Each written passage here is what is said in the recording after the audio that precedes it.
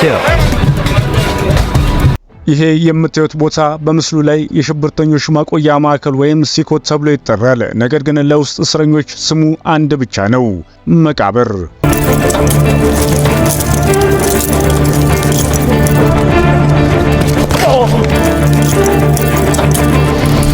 በዚህ ግዙፍ የኮንክሪት ግንብ ውስጥ ስልክ የለም፣ ኢንተርኔት የለም፣ የቤተሰብ ጥየቃም የለም። እንደውም የታሰሩ ሰዎች የፀሐይ ብርሃን ለማየት እንኳን እድል የላቸውም።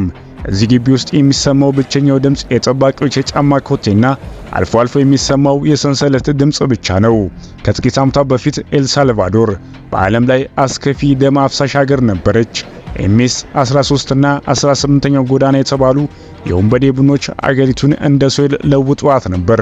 ነጋዴው ካልገበረ ይገደላል፣ ታዳጊዎች ቡድኑን ካልተቀላቀሉም እንደዛው። ፖሊስም ቢሆን የእነዚህ ቡድኖች ታዛዥ ነበር። በየቀኑ በአማካኝ 30 ሰዎች ይገደሉ ነበር።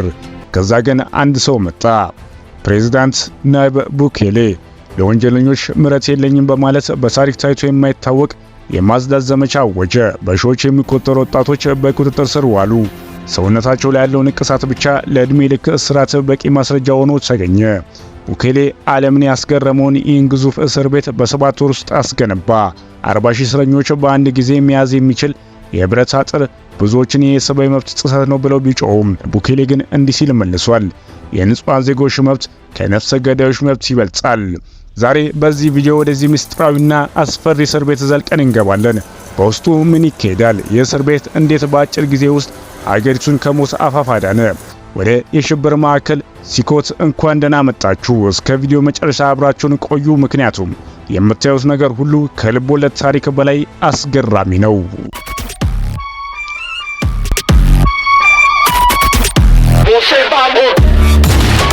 ይህ የምታዩት ግንብ በዓለም ላይ በግንባታ ፍጥነት ተወዳዳሪ የለውም። ፕሬዝዳንት ናይብ ቡኬሌ ግንባታ ይጀመር ካሉ በኋላ ይህንን 40 ሺህ እስረኞች የሚይዝ ግዙፍ ከተማ ለመገንባት የፈጀው ጊዜ 7 ወራት ብቻ ነበር። 7 ወራት በሌላ ሀገር ለተራ ህንጻ ፍቃድ የሚወጣበት ጊዜ ነው። ይህ ማዕከል የተገነባው ከዋና ከተማዋ ሳን ሳልቫዶር 74 ኪሎ ሜትር ርቆ በሚገኝ ገለልተኛ ቦታ ነው። ለምን? ምክንያቱም ከአካባቢው ነዋሪዎች ጋር ምንም አይነት ንክኪ እንዳይኖርና ለማምለጥ የሚሞክር ካለ የሚሸሸግበት ደን ወይም ተራራ እንዳይገኝ ታስቦ ነው። ቁመቱ 7 ሜትር ከፍታ ያለው የኮንክሪት ግንብ ነው። ጥበቃው በግንቡ አናት ላይ በ15000 ቮልት የኤሌክትሪክ ኃይል የታጠረ አጥር አለው። ቦታው 41 ሄክታር መሬት ላይ ያረፈ ሲሆን ይህ ማለት 7 የሚሆን የእግር ኳስ ሜዳ በአንድ ላይ እንደማጣመር ነው። በዚህ ግቢ ውስጥ 19 የጥበቃ ማማዎች አሉ። በእያንዳንዱ ማማ ላይ ዘመናዊ ጦር መሳሪያ የታጠቁ ወታደሮች 24 ሰዓት አይናቸውን አይነቅሉም። ነገር ግን የሲኮት ትልቁ ሚስጥር ግንቡ ብቻ አይደለም። በእስር ቤቱ ዙሪያ እጅግ ዘመናዊ የሆነ የሞባይል ሲግናል ማፈኛ ቴክኖሎጂ ተተክሏል። ይህ ማለት በግቢ ውስጥ ምንም አይነት የሬዲዮ ወይም የሞባይል ግንኙነት አይሰራም። ወንጀለኞች ከዚህ በፊት እንደሚያደርጉት ከእስር ቤት ሆነው ለቡድናቸው ትዕዛዝ መስጠትም አይችሉም። ፕሬዝዳንት ቡኬሌ ግንባታው ሲያልቅ እንዲህ ብሎ ነበር። ይህ ቦታ ለወንጀለኞች ማረፊያ ሳይሆን ለሰሩት ግፍ የሚከፈልበት የፍትህ ማዕከል። እውነተኛው አስፈሪ ታሪክ የሚጀምረው የእስር ቤቱን የብረት በር ተከፍቶ ወደ ውስጥ ስንገባ ነው። የሲኮት የብረት በሮች አንዴ ከተዘጋ የቀድሞ ማንነት አብሮ ይሞታል። እዚህ ግቢ ውስጥ ስም የለም፣ ቁጥር ብቻ ነው። እዚህ ግቢ ውስጥ ነጻነት የሚለው ቃል ትርጉም የለውም። ወደ ውስጥ ስንዘልቅ የምናገኘው ትዕይንት ግን ማንኛውንም ሰው የሚያስደነግጥ ነው። ይህ ፓቫሊዮን ተብሎ የሚጠራው የእስረኞች ማቆያ ክፍል ነው። በአንድ ክፍል ውስጥ ብቻ 100 የሚጠጉ እስረኞች አብረው ይታሰራሉ። እስቲ ያስቡት፣ 100 ሰዎች በአንድ ጠባብ አዳራሽ ውስጥ። እዚህ ክፍል ውስጥ አልጋ የለም፣ ፍራሽም የለም፣ ትራስም የለም። እስረኞች የሚሰኙት ከባዶ ብረት በተሰሩ ተደራራቢ መኝቶች ላይ ነው፣ ያውም ያለምንም ጨርቅ ወይም ብርድ ልብስ። ለምን? ምክንያቱም ማንኛውም ጨርቅ ለራስ ማጥፊያነት ወይም ለሌላ እስረኛ ማነቂያነት ሊያገለግል ይችላል ተብሎ ስለሚታመን ነው። በሲኮት ውስጥ ምቾት የሚባል ነገር በወንጀል ያስቀጣል። ሁሉም እስረኞች አንድ አይነት ልብስ ይለብሳሉ፣ ነጭ ቁምጣና ነጭ ቲሸርት። ይህ የሚደረገው በእስረኞች መካከል የደረጃ ልዩነት እንዳይኖርና ማንም ከሌላው እንዳይለየ ነው። እዚህ ሁሉም እኩል ናቸው፣ ሁሉም ወንጀለኞች ናቸው። ስለ ምግብስ በቀን 2 ጊዜ ብቻ የሚቀርብ መሰረታዊ ምግብ አለ። በቆሎ፣ ሩዝ፣ ጥቂት እንቁላል ስጋ ማለም አይቻልም። ከዚህ በላይ የሚያስደነግጠው ግን የዝምታው ሕግ ነው። እስረኞች እርስ በራስ ማውራት አይፈቀድላቸውም። በክፍል ውስጥ የሚሰማው ብቸኛው ድምፅ የጠባቂዎች ጩኸትና የካሜሮች እንቅስቃሴ ብቻ ነው። በእያንዳንዱ ኮርነር ላይ ኤአይ ሰው ሰራሽ አስተውሎት የተገጠመላቸው ካሜሮች አሉ። አንድ እስረኛ ያልተገባ እንቅስቃሴ ካደረገ የቁጥጥር ማዕከሉ ወዲያውኑ ያውቃል። እዚህ ግቢ ውስጥ ሚስጥር የሚባል ነገር የለም። ከዚህ ሁሉ በላይ የሚከብደው የቤተሰብ ግንኙነት መቋረጡ ነው። በሲኮት የታሰረ ሰው እናቱን ወይም ሚስቱን፣ ልጆቹን ለማየት አይፈቀድለትም። ደብዳቤ መጻፍ አይችልም። ስልክ መደወልም አይችልም።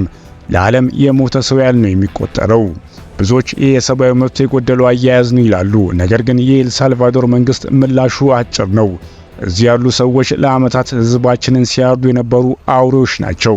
ስለዚህ እንደ አውሬ መያዝ ተገቢ ነው የሚል የሲኮት በሮች መከፈት በኤል ሳልቫዶር ብቻ ሳይሆን በመላው ዓለም የመነጋገሪያ አጀንዳ ሆኗል። በአንድ በኩል ሀገሪቱ ሰላም አግኝታለች የሚሉ ደጋፊዎች፣ በሌላ በኩል ደግሞ የእስር ቤት ሳይሆን የማሰቃያ ማዕከል ነው የሚል የሰብአዊ መብት ተሟጋቾች። እንደ አምነስቲ ኢንተርናሽናል ያሉ ድርጅቶች ድምጻቸውን ከፍ አድርገው እየጮሁ ይገኛሉ። በሲኮት ውስጥ ያሉ እስረኞች ፍርድ ቤት ሳይቀርቡ ነው የታሰሩት ይላሉ። ጥፋተኛ መሆናቸው ባልተረጋገጠ ሁኔታ ንቅሳት ስላላቸው ብቻ እንደ አውሬ መቆጠራቸው ስህተት ነው በማለት ይሟገታሉ። እንዲሁም አንዳንዶች ቡኬሌ የዲሞክራሲያዊ ጭንብል አውልቆ ወደ አምባገነንነት እየተቀየረ ነው ሲሉ ይተቹታል። ፕሬዝዳንት ናይብ ቡኬሌ ግን ለነዚህ ተቾች ጆሮ የለውም። እንዲሁም በአንድ ወቅት እንዲህ ሲል መልሷል። እነዚህ የሰብአዊ መብት ተሟጋቾች ወንጀለኞችን ይከላከላሉ፣ ነገር ግን ወንጀለኞች የገደሏቸውን በሺዎች የሚቆጠሩ ንጹሃን ዜጎች መብት ግን ረስተውታል። እኛ የምንጠብቀው የሰላማዊያን ህዝብ መብት ነው። እውነቱ ግን መሬት ላይ ያለው ነው። ከጥቂት ዓመታት በፊት በኤል ሳልቫዶር አንድ ሰው ሳይገደል የሚውልበት ቀን ብርቅ ነበር። ዛሬ ግን የነፍሰ ገዳይ ቁጥር ወደ ዜሮ ተጠግቷል። ዜጎች አሁን በአገራቸው በነጻነት መተንፈስ ጀምረዋል። ለብዙዎች ሳልቫዶራውያን ቡኬሌ ሰብአዊ መብት የጣሰ ሳይሆን ከወንበዴዎች አገዛዝ ነጻ ያወጣቸው ሙሴ ነው። ነገር ግን ጥያቄው እዚህ ጋር ነው። ለሰላም ሲባል ፍትህ መስዋዕት ማድረግ ይቻላል? አንድ ሰው ጥፋተኛ መሆኑ ሲያረጋግጥ ለዘላለም በብረት ግንብ ውስጥ ማሰር ተገቢ ነው ወይስ የወንበዴዎች ቡድን ያደረሱ ጥፋት እንዲህ ያለ ጠንካራ እርምጃ የግድ ይላል?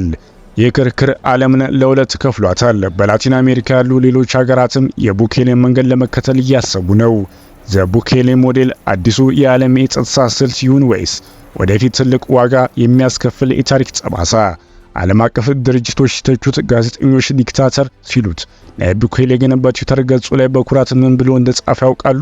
ዘ ወርልድ ኩለስት ዲክታተር ወይም የዓለም ዘመናዊው አምባገነን። ይህ ሰው ተራ ፖለቲከኛ አይደለም። እርሱ የኤል ሳልቫዶር የጨዋታ ሕግ የቀየረ ስትራቴጂስት ነው። ቡኬሌ የጥንታዊ ፖለቲካ አካሄድ ሰባብሮታል። ህዝቡን የሚፈልገውን ያውቃል። ሰላም ከፈልጋችሁ ዋጋ መክፈል አለባችሁ የሚል ግልጽ መልእክት አለው። ይህ የሲኮት እስር ቤት ግንባታ የስትራቴጂው አንዱ አካል ብቻ ነው።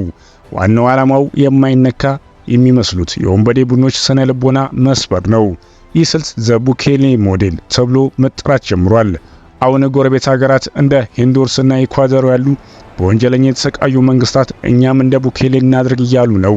ጥያቄው ግን ይህ ስልት ለምን ያህል ጊዜ ዘላቂ ይሆናል የሚለው ነው።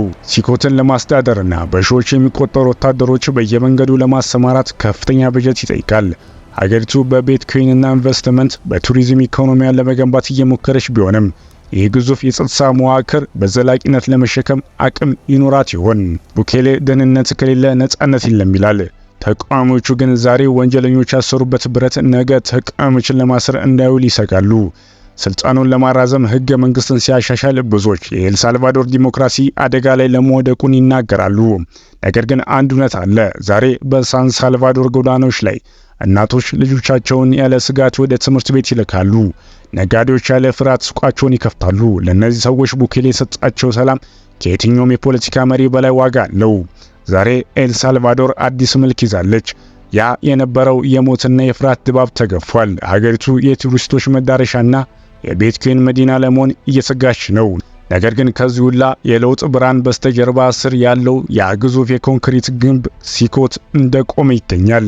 የእስር ቤት ለኤል ሳልቫዶራውያን ሁለት ትርጉም አለው። ለአንዳንዶች ሀገሪቱን ከገደል አፋፍ የመለሰ የድል ምልክት ነው። ለሌሎች ደግሞ ለሰላም ሲባል የተከፈለ የዲሞክራሲያዊና የሰብአዊ መብት መስዋዕትነት። ፕሬዝዳንት ናይብ ቡኬሌ የጀመሩት መንገድ ዓለምን እያነጋገረ ነው። ይሄ እስር ቤት ለኤል ሳልቫዶራውያን ሁለት ትርጉም አለው። ለአንዳንዶቹ ሀገሪቱን ከገደል አፋፍ የመለሰ የድል ምልክት ነው። ለሌሎች ደግሞ ለሰላም ሲባል የተከፈለ የዲሞክራሲያዊና የሰብአዊ መብት መስዋዕትነት። ፕሬዝዳንት ናይብ ቡኬሌ የጀመሩት መንገድ ዓለምን እያነጋገረ ይገኛል። የሲኮት ታሪክ ገና አላለቀም። በውስጡ የታሰሩ 40,000 ሰዎች የነገ ዕጣ ፈንታቸው ምን እንደሚሆን ማንም አያውቅም። የኤል ሳልቫዶር ሕዝብ ግን ለአሁኑ አንድ ነገር ብቻ ይላል።